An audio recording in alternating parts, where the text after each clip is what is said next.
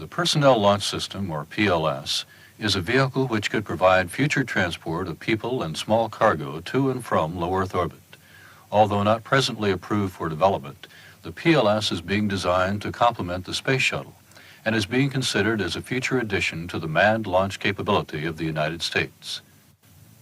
In the era of Space Station Freedom and subsequent missions of the Space Exploration Initiative, it may be important that the United States have an alternate means of getting people and small cargo to low Earth orbit and back.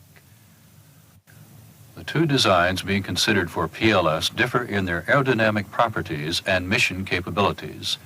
While the Johnson Space Center's approach uses a biconic-shaped capsule with a parachute landing, the Langley Research Center's design, designated the HL-20, is a winged lifting body which could make conventional runway landings on return from orbit.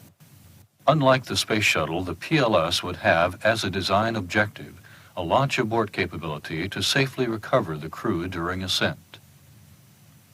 Predating and influencing the design of the Space Shuttle, several lifting body aircraft, including the HL-10, were flown by test pilots during the period from 1966 to 1975. Over the past few years, the HL-20 has undergone considerable analysis at Langley and has evolved into a mature design with capabilities which adequately satisfy the PLS design and mission requirements. A lifting body spacecraft such as the HL-20 and the HL-10 shown here would have several advantages over other shapes. The spacecraft would fly over large land areas and the number of available landing opportunities would be increased. Wheeled runway landings would be possible, permitting simple, cost-effective precision recovery at many sites around the world, including the Kennedy Space Center launch site. The primary mission of the PLS would be to deliver passengers to the Space Station Freedom. Typically, a space station crew of 8 would be delivered by a two-person PLS flight crew. With an overall length of 29.5 feet and span across the wingtips of 23.5 feet, the HL-20 concept would be a much smaller craft than the Space Shuttle Orbiter and will fit within the payload bay of the shuttle with wings folded. Using the extensive wind-tunnel resources at Langley, researchers compiled a comprehensive aerodynamic and aerothermodynamic database on the HL-20 concept, spanning the entire speed range which the PLS will fly. Several models were built for testing the various tunnels, ranging from a 6-foot model used for forces and moments test at low speeds to 6-inch models used in hypersonic test. Results have shown the shape possesses good flying qualities in all speed regimes. Computational fluid dynamics, or CFD, codes have been used at Langley to study flow field characteristics of the HL-20.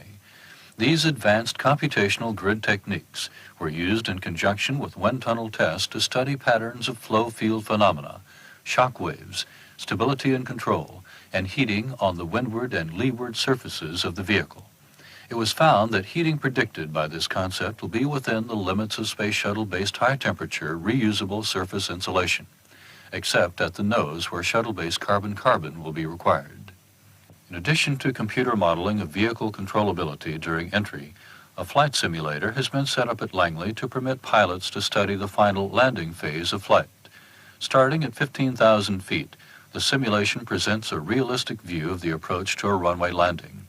Using a side-stick controller and a minimum of instrumentation, pilots, including one who flew the X-15 rocket plane and the lifting bodies, have demonstrated this configuration to be controllable and capable of pinpoint landings.